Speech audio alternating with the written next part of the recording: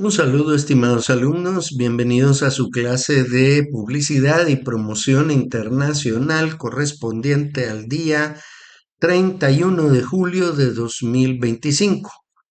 En esta oportunidad vamos a hablar sobre los elementos del discurso publicitario. Hemos tenido que dar la clase online debido a las dificultades que tiene en estos momentos la facultad en relación con la energía eléctrica. Así que les he decidido grabar la clase para que la puedan ver en el momento que mejor les convenga, ¿verdad? Bien, vamos a hablar sobre los elementos del discurso publicitario. Eh, es importante, como hemos estado aprendiendo en las últimas tres clases, a decodificar los anuncios publicitarios a partir de los tres pasos sencillitos que les he enseñado. Primero, describir qué es lo que veo. Segundo, eh, digo qué es lo que he entendido que me da el mensaje publicitario. Y tercero, cuál es la estrategia de marketing que tiene esa campaña publicitaria, ¿verdad? Bien, pues como ustedes se habrán podido dar cuenta, la publicidad eh, tiene una serie de recursos con los cuales transmite información, pero esos recursos con los que con los que cuenta está organizado de tal manera que permite transmitir un mensaje que sea perfectamente comprensible para la persona, para el espectador, para quien lo entienda. Y muchos de estos mensajes son mensajes codificados en un lenguaje que va dirigido no solo a mis sentidos racionales, sino que va dirigido a mi impulso de compra, lo cual hace que esto sea sumamente especial, ¿verdad? Ya no únicamente estamos valiéndonos de un discurso publicitario con la idea eh, de transmitir las cualidades del producto o servicio, sino que ahora también lo que se está esperando es que este servicio, perdón, que este producto o servicio que estamos difundiendo tenga una difusión y que me motive a la compra. Bien, continuamos viendo aquí esto. ¿Qué es un discurso publicitario? Bueno, para explicarlo, pensemos qué tienen en común las siguientes cosas. A ver, una narración es un cuento, ¿verdad? Algo que nosotros escuchamos, ya sea de viva voz de alguien o la escuchamos a través de la radio o de la televisión y nos llama la atención, ¿verdad? También las narraciones, ¿verdad? Perdón, las conversaciones cotidianas. Una conversación que escuchamos entre dos personas.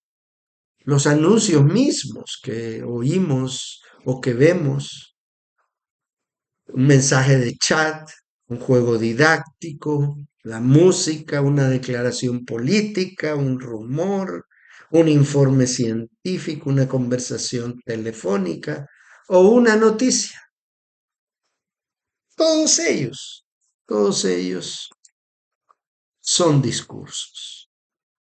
O dicho de otra manera, son sistemas de representaciones de signos organizados según determinadas reglas. Cuando hablamos de discursos, probablemente nosotros no estamos imaginando a alguien que se para al frente y da un discurso. O sea, ¿no? Hay una audiencia y escuchamos a esta persona que nos quiere comunicar algo. Pues sí, está incluido en eso, pero hay otras formas de discursos con los cuales no necesariamente tiene que ver con alguien que se pare al frente de un auditorio y nos quiera decir algo. Los discursos son sistemas de representaciones de signos organizados según determinadas reglas. ¿Y cuáles son esas reglas? Bueno, eso es lo que vamos a ver a continuación. Para poder entender estas reglas debemos entender una ciencia que se conoce con el nombre de semiótica. La semiótica analiza los fenómenos, objetos y sistemas de significación de los lenguajes y de los discursos y los procesos a ellos asociados, tanto en su producción como en su interpretación. A ver, fenómenos, objetos y sistemas de la significación. Vamos paso a paso. ¿Qué vamos a entender desde el punto de vista semiótico como fenómeno? Como un suceso que ocurre ante nuestro sentido. Vamos a ponernos un poco filosóficos, pero vamos a generalizarlo para que no tengamos duda. Un fenómeno es algo que sucede ante nuestros sentidos y que nosotros lo podemos captar. Luego, objetos y sistemas de la significación. Bueno, ustedes se han fijado que en el aula donde recibimos clases hay una serie de rótulos y de señaléticas que nos indican dónde está la salida, hacia dónde hay que caminar para ir al baño, etcétera. Ese es un sistema de significación. La señalética, que es el nombre correcto, son todos aquellos carteles que nos orientan donde hay un ascensor, cuidado que ahí hay gradas, cuando estamos subiendo, bajando escaleras, ustedes van a ver avisos, agárrese del pasamanos, ¿verdad? eh, y cosas así, ¿va? Como para indicarnos un aviso, vamos en la calle y vemos las señales de tráfico. Eso es un sistema de significación. Y los objetos son las cosas que nos advierten sobre esa significación. Puede ser un cartel, puede ser un aviso, puede ser un video, pueden ser varias cosas. Y la semiótica también trata de los lenguajes, de los discursos y de los procesos a ellos asociados. ¿A los lenguajes en qué sentido? Bueno, lenguaje en tanto comprensión de signos y de significantes. Si no fuera por el lenguaje no nos entendiéramos. Si nosotros vamos a Estados Unidos tendríamos que hablar en inglés la mayor parte del tiempo. Aunque hay estados, ¿verdad?, donde lo que más se habla es español. Vaya usted a Miami, vaya usted a Los Ángeles y solo va a escuchar gente hablando en español. Eh, y propiamente los discursos. Ustedes no solamente ven, para poder oír un discurso, no necesariamente se va a una plaza pública para escuchar a alguien que está parado y nos transmite un mensaje religioso o político. No, usted enciende la tele y ahí en la tele puede encontrar numerosos tipos de discursos. Y por supuesto, los procesos a ellos asociados. ¿Cómo se produjo ese discurso? ¿Cómo se produjo este material para indicarnos la señalética de un edificio? ¿Verdad? A eso le llamamos producción e interpretación. La semiótica tiene que ver con todo eso. Tiene que ver cómo se produce y tiene que ver los procesos asociados a la transmisión y a la divulgación de esos mensajes. Toda producción e interpretación del sentido constituye una práctica significante. ¿Qué quiere decir la práctica significante? Desde el punto de vista de la semiótica, cuando producimos algo que tiene sentido comunicable y que es capaz de ser interpretado, ya sea por escrito, ya sea a través de un video, ya sea a través del lenguaje, constituye lo que se conoce como práctica significante, es decir, un proceso de semiosis. ¿Qué es la semiosis? La capacidad de distinguir los semas o las unidades de significación e interpretarlas correctamente. Vamos a ir viendo qué es un sema, que todo esto, la semiótica tiene su propio lenguaje. Y luego, eh, este proceso de semiosis se vehiculiza. No me gusta mucho esa palabra, pero bueno, se convierte en un vehículo mediante signos y se materializa en textos.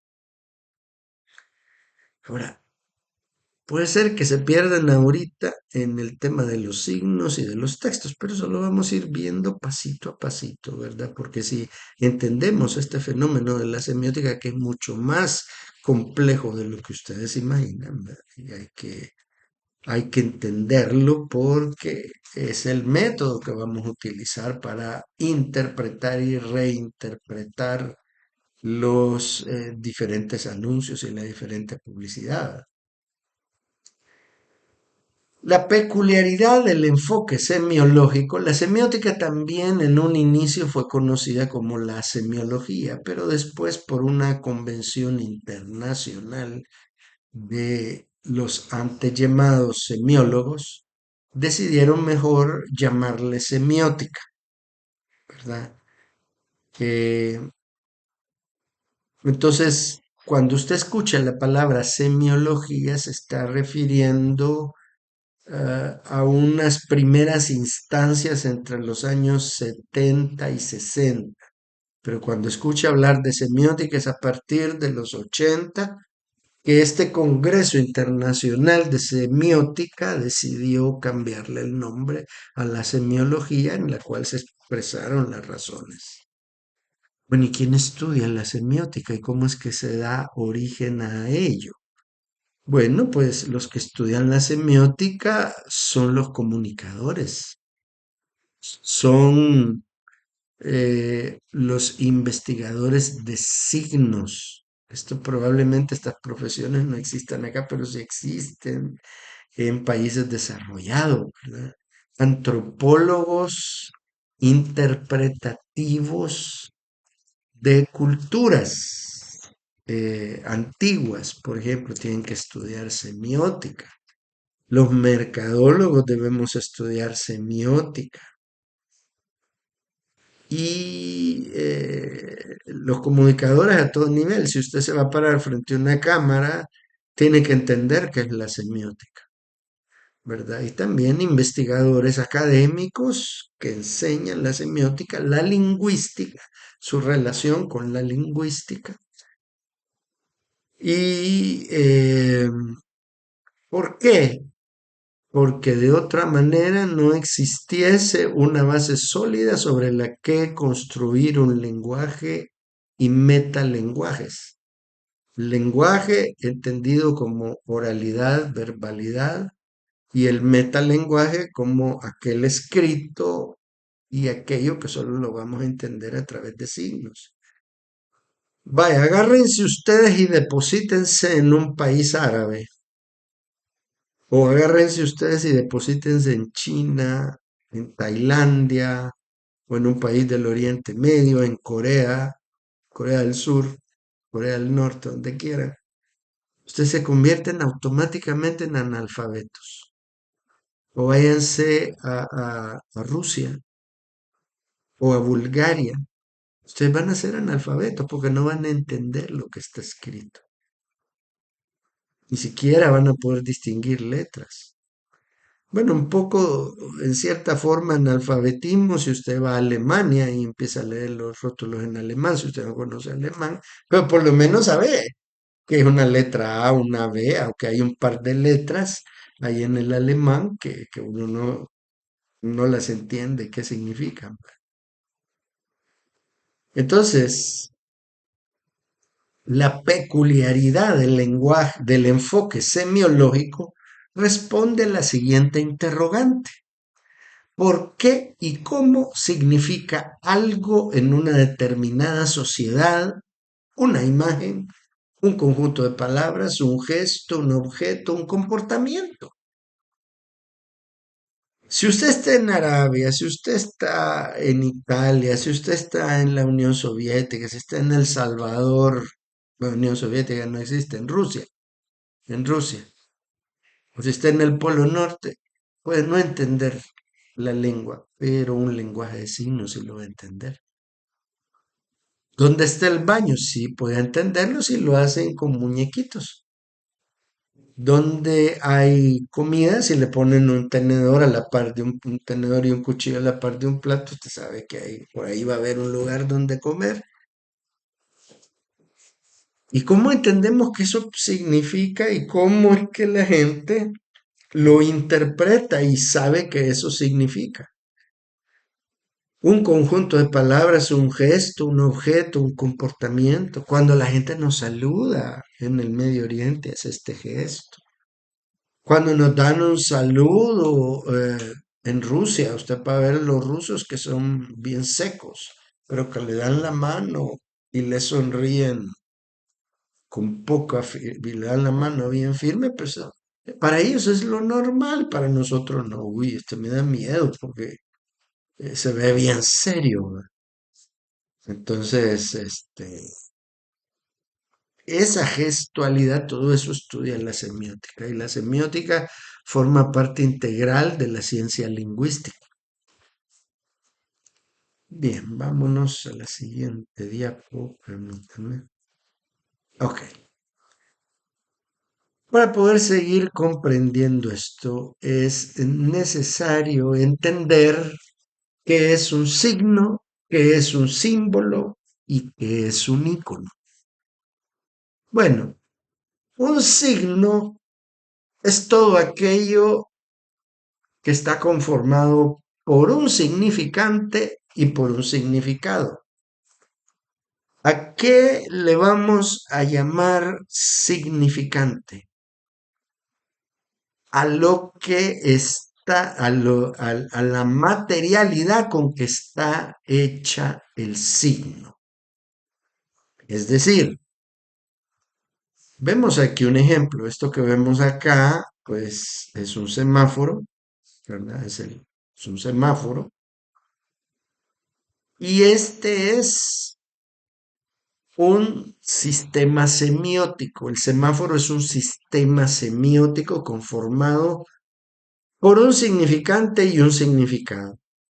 Cada luz del semáforo es un signo. Y cuando la luz del semáforo se enciende, quiere decir que temporalmente está vigente ese signo. Y es el que le tenemos que prestar atención. Ese signo tiene un significante. El significante es la luz roja o la materialidad de lo que está hecho el signo. Puede ser una imagen, una sola imagen. ¿Vea? Y está dibujada. Eso es un significante. Y en este caso, el semáforo es una luz, pero esa luz solamente tiene un significado. Por ejemplo, al semáforo le interesa que usted se detenga en la luz roja. Se enciende la luz roja y lo único que le interesa al semáforo es que usted entienda de que esa luz roja significa detenerse. No quiere que usted entienda otra cosa. La luz amarilla significa precaución, disminuye velocidad. Yo voy manejando y voy a 70 por hora y veo que se pone la luz amarilla, entonces bajo la velocidad a una velocidad manejable, 30, 40 kilómetros por hora, para porque está la luz del semáforo en amarillo. ¿Verdad? Y luego la luz verde que me dice, sí, ahora sí, ya puede seguir. El semáforo solo quiere que usted entienda una cosa a la vez. Por eso se llama signo. ¿Verdad? A diferencia, por ejemplo, de una luz roja eh, en una casa de cita, digamos. Una luz roja en una casa de citas es para que usted entienda que ahí hay pasión. El rojo significa pasión, erotismo, acercamiento, ¿verdad? Conquista, sensualidad. No, al semáforo no le interesa ese conjunto de significante, perdón, ese conjunto de significados de la luz roja. Al semáforo solo le interesa que cuando hay luz roja usted se detenga. Entonces un signo es todo aquello que tiene un significante y un significado. Ahora veamos qué es un símbolo. Bueno, miren, un símbolo y especialmente el símbolo de la cruz, hubo un tiempo que era un signo, se convirtió en un símbolo. Bien, vámonos a la definición concreta. Un símbolo es aquello que solo tiene un significante, pero tiene muchos significados, a diferencia del signo. El signo, decíamos, tiene un significante y solo un significado, no más. Pero en el símbolo esto es diferente. Vaya, la cruz antes de Cristo era un signo. ¿Y en qué consistía ese signo? La cruz era el cadalso a donde eran condenados a muerte los enemigos capturados en guerra y que habían representado un peligro tremendo para el Imperio Romano. Los romanos utilizaban este castigo donde crucificaban a sus enemigos y los dejaban morir lentamente al ardor del sol a mediodía en punto para que tuvieran escarmiento. A veces cerca de los campos de batalla, y si habían 40, 50, 100 infortunados que habían sido condenados a muerte, se clavaban las cruces y se colocaban a lo largo del camino a ambos lados, con esta gente muriéndose, ¿verdad? Hasta que morían y se les dejaba ahí un tiempo hasta que se podrían, como aleccionamiento para los enemigos del Imperio Romano. Entonces, cuando hacían el signo de la cruz, lo que querían decir era, este es un símbolo de muerte, este es un signo de muerte, perdón. Esto es lo que te va a pasar si desobedeces al Imperio Romano. Pero después de Cristo, esto dejó de representar la muerte, se convirtió en un símbolo. Entre otras cosas, significa el sacrificio del Hijo de Dios por redimir a la humanidad.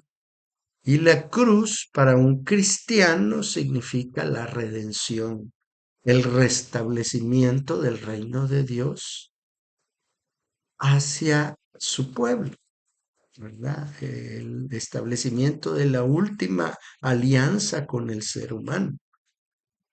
Entonces la cruz hoy día es un símbolo porque solo tiene un significante, que es el madero vertical y el madero horizontal, pero tiene muchos significados.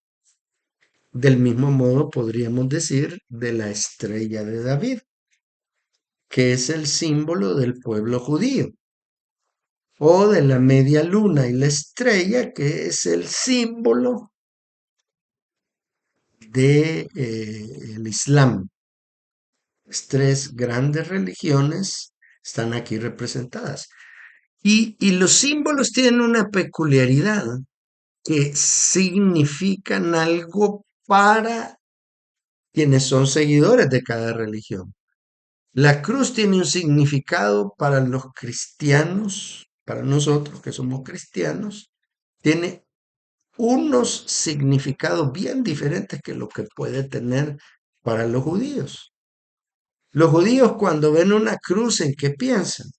Y los musulmanes cuando ven una cruz, ¿en qué piensan? No van a pensar lo mismo que piensa un cristiano. Del mismo modo, un cristiano mira la estrella de David y mira una media luna con la estrella y no va a pensar igual que lo que piensa un musulmán o un judío, ¿verdad? Esa es la diferencia esencial. Entonces, esos son los símbolos. Pero también, estimados, están los íconos. ¿Y qué son los íconos? Bueno, a diferencia del símbolo y del signo, los íconos es una imagen que tiene muchos significantes y muchos significados.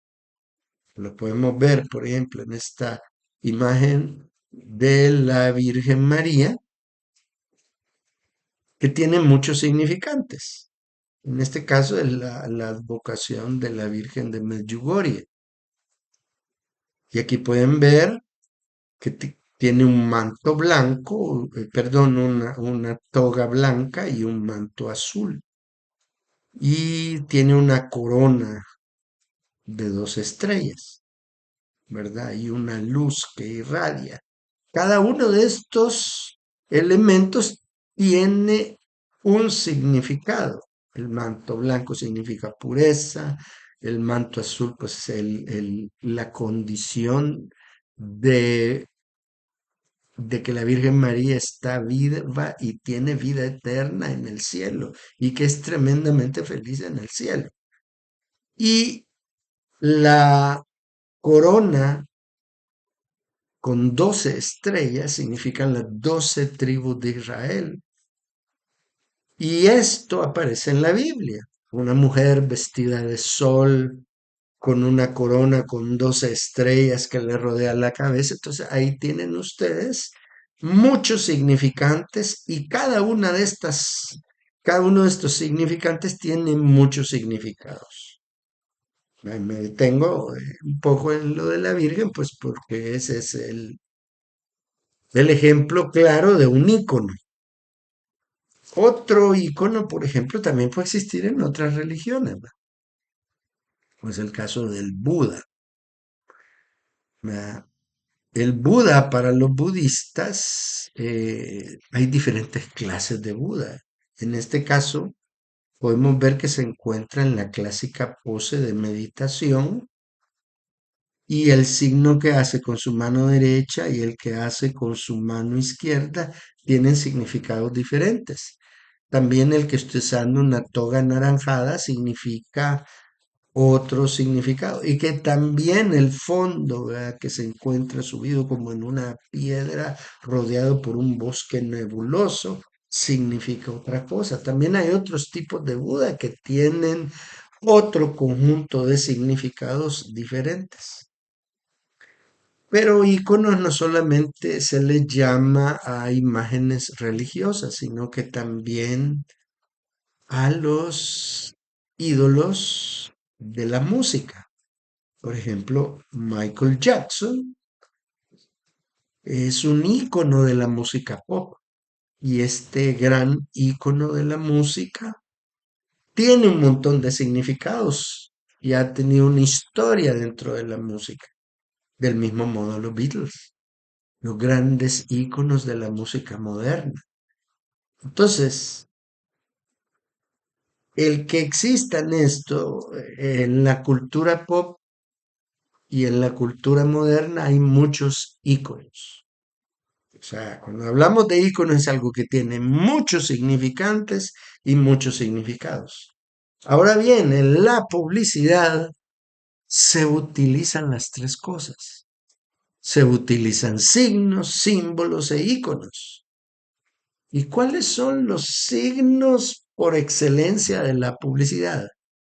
A ver, dentro de la publicidad, piensen ustedes, ¿qué cosas publicitarias tienen un solo significante y un solo significado? Pues ni más ni menos que los logos. Los logos son los signos de la publicidad. ¿Y por qué son signos? Bueno, son signos porque el logo solo quiere que usted se acuerde de una marca, no quiere que se acuerde de su competidor. ¿Ve? Los logos cuando aparecen ante usted quieren recordarle una marca, no quieren recordarle su competidor. O sea que tienen un significante y un significado. Aunque pueden tener muchos significantes y un solo significado, pero en realidad el logo siempre se toma como un solo conjunto de significación, ¿verdad? A pesar de lo que se dice, el logo, aunque tenga muchos significantes, en realidad solo quiere comunicar una cosa. Que usted se acuerde que este es Burger King, que este es KFC o Kentucky Fried Chicken, Pepsi, NASA, Apple, Google, Harvard, Shell, Instagram, Panda, etcétera. Entonces ahí hay una asociación posible nada más, ¿verdad? Esa es la función de los iconos en publicidad. Bien, seguimos. ¿Qué es un campo semántico? Bueno, estimados, un campo semántico no es más que un conjunto de significaciones de un signo, símbolo o icono. Para la publicidad existen tres tipos de campos semánticos. Un campo semántico estrecho es aquel que solo tiene un número limitado de significados. Un campo semántico medio es aquel que tiene más de tres significados. Y un campo semántico amplio es el que tiene un montón de significados. Bueno, aquí le ponen solo tres, pero en realidad pueden ser más, ¿verdad? Entonces, como una forma de clasificación existen campos semánticos estrechos, campos semánticos medios y campos semánticos amplios. Bueno, aquí les podría yo hacer una pregunta a ustedes. ¿Cuáles son los campos semánticos que utiliza la publicidad? ¿Los utiliza todos o solo utiliza uno de ellos? Bueno, si estuviéramos en clase ahí tendríamos un pequeño debate, pero como no estamos en clase presencial, pues les diré, la publicidad los utiliza todos, todos los tipos de campos semánticos. Generalmente, mientras más estrecho el campo semántico es, más la publicidad quiere recordar a la marca. No quiere que usted se acuerde de otra cosa que no sea la marca. Es decir, si yo utilizo un campo semántico estrecho, quiero que usted vea una manzana mordida y esa mordida que está en la parte de arriba. Eh, Por ejemplo, el logo de Apple, mucha gente no sabe que la parte mordida de la manzana es la que está en la parte de arriba del logo. Bien, ese es el campo semántico estrecho. Luego está el campo semántico medio.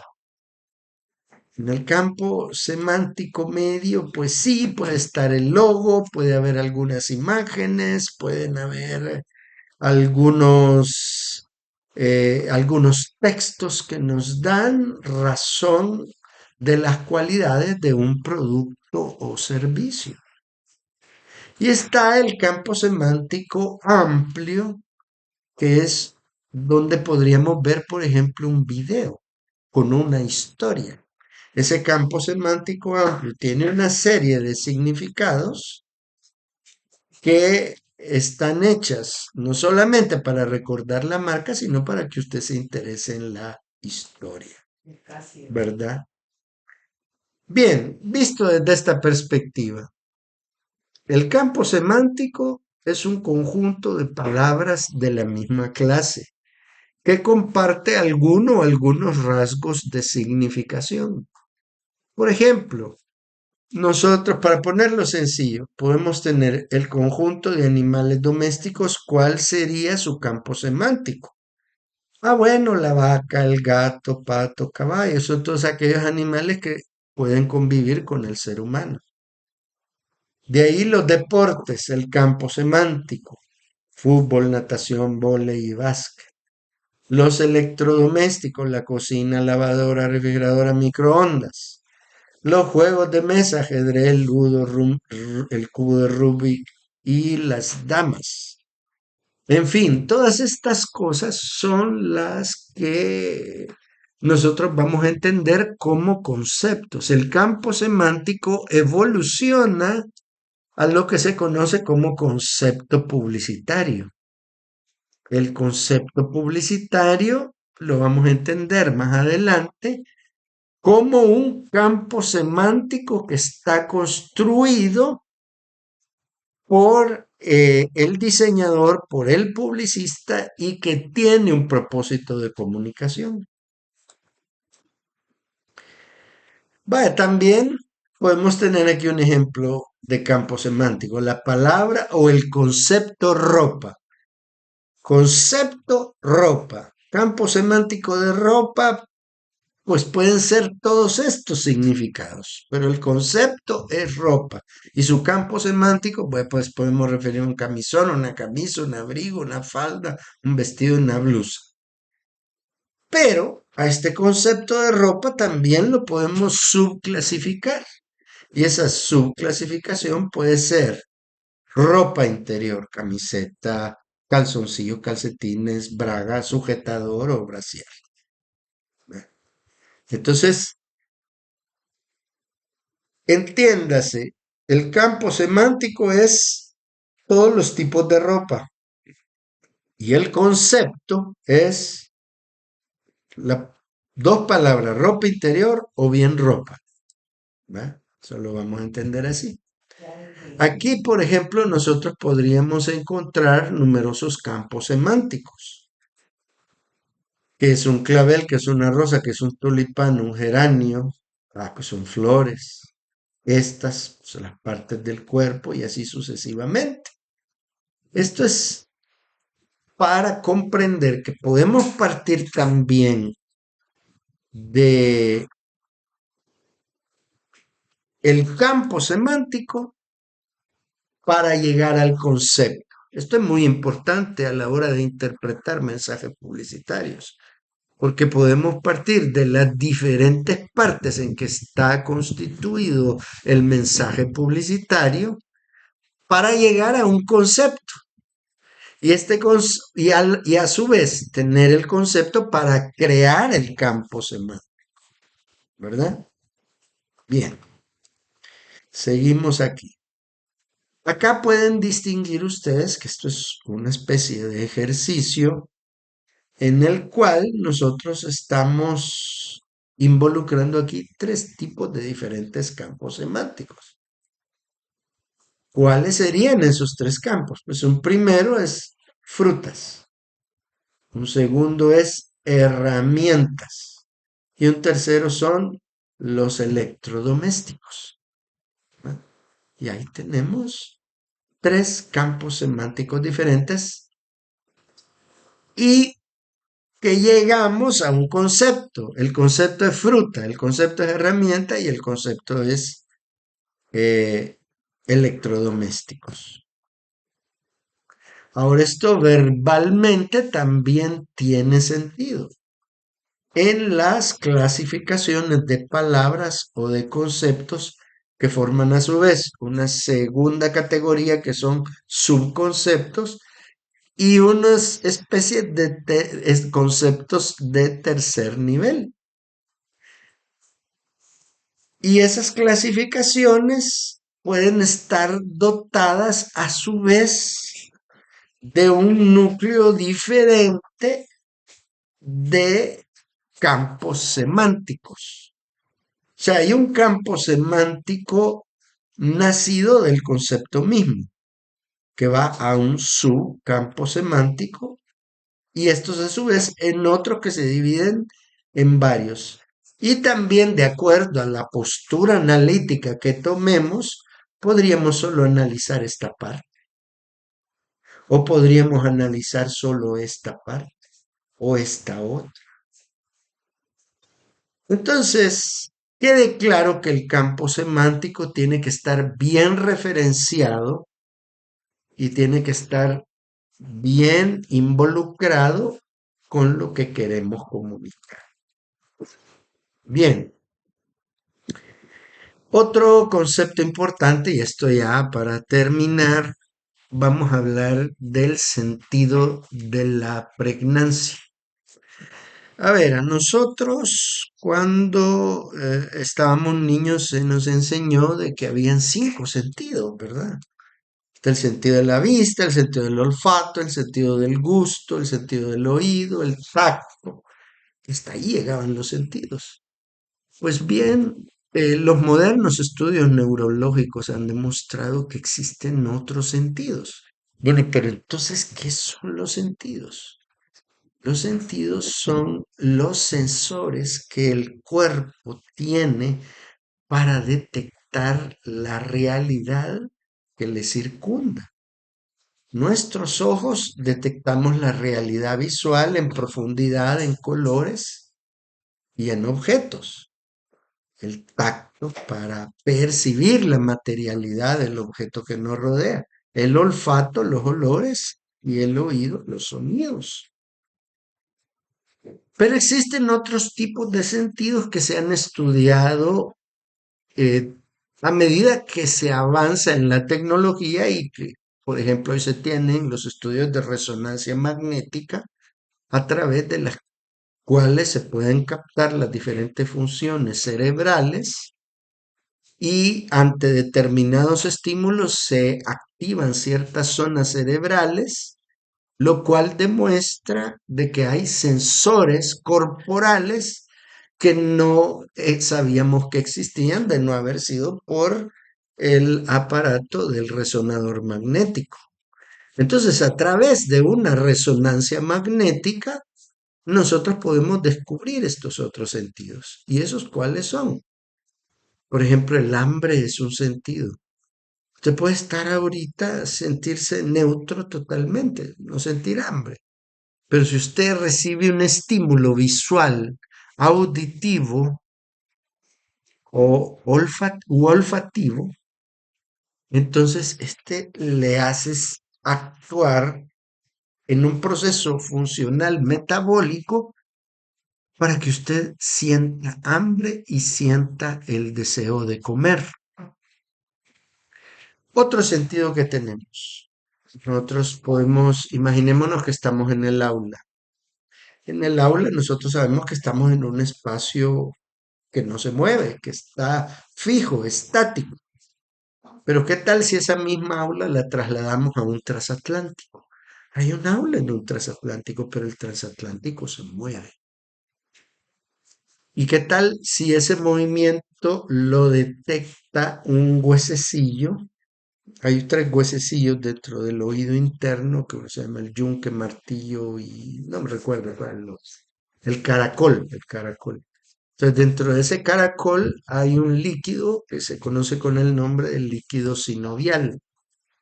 El líquido sinovial detecta el movimiento de manera mucho más sensible antes que los ojos. Entonces ahí se produce una contradicción de señales del cerebro. Los ojos están viendo que el aula del barco está estática y te dice, no, esto está estático. Pero el líquido sinovial percibe el movimiento del barco y te dice, no, esto está en movimiento. Y la persona se siente mareada. El mareo es un síntoma, un sentido que tiene el cuerpo para indicarle alarma de algo.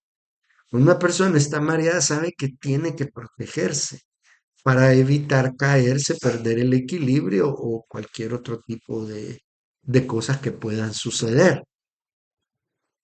En esa pérdida de equilibrio actúa el líquido sinovial y ya la persona se pone a salvo. Pues bien, a través del estudio de las lesiones cerebrales, se llegó a comprender que existe otro sentido al que se le da el nombre de pregnancia. La pregnancia se entendió y se estudió hasta que se comprendió el tema de las lesiones cerebrales. Hubo un soldado que sobrevivió a un balazo en la cabeza, la bala quedó en la cabeza y él logró sobrevivir, pero no le podían extraer la bala porque podían ocasionar aún un daño mucho mayor.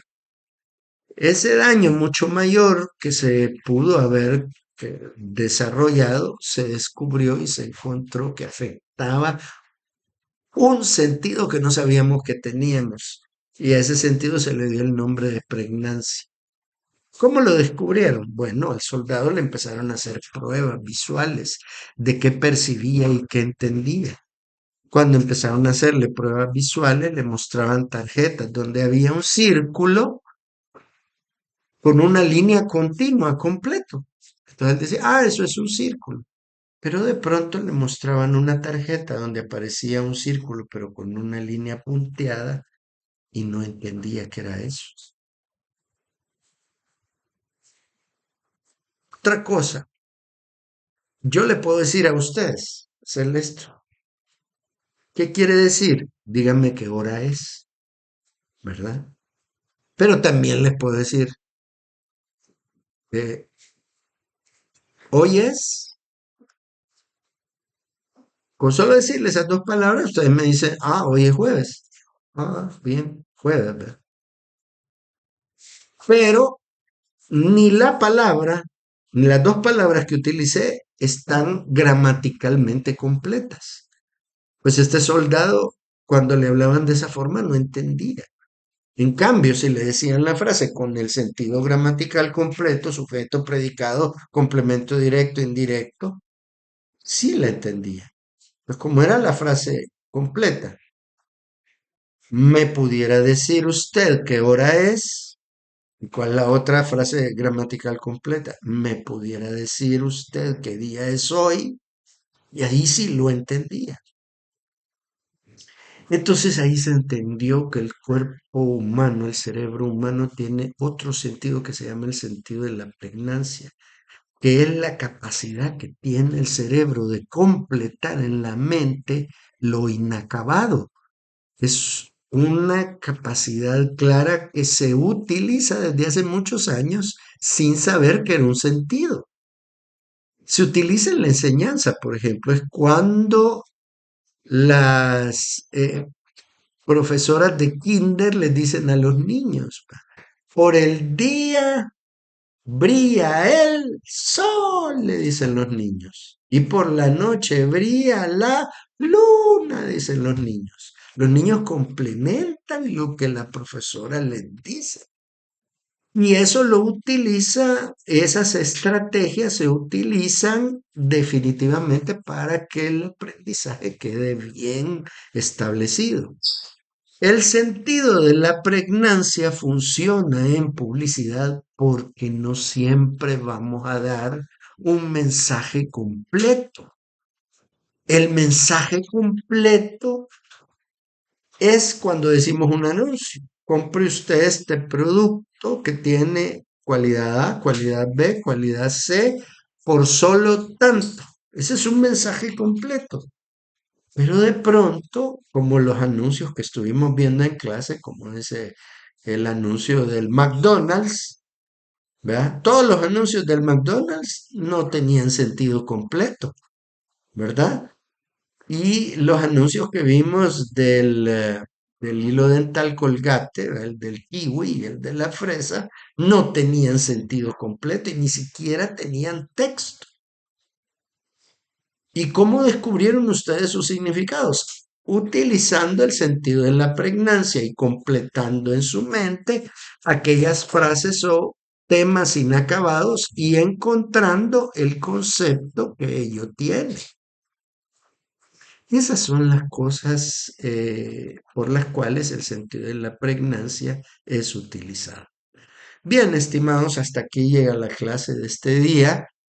Vamos a ver más ejemplos de anuncios que utilizan el signo de la pregnancia cuando regresemos. Les deseo una feliz vacación y les recuerdo que nos veremos el próximo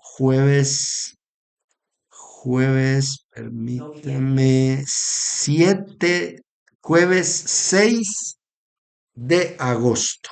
Esa va a ser nuestra clase presencial. Ok, bendiciones a todos. Nos vemos entonces.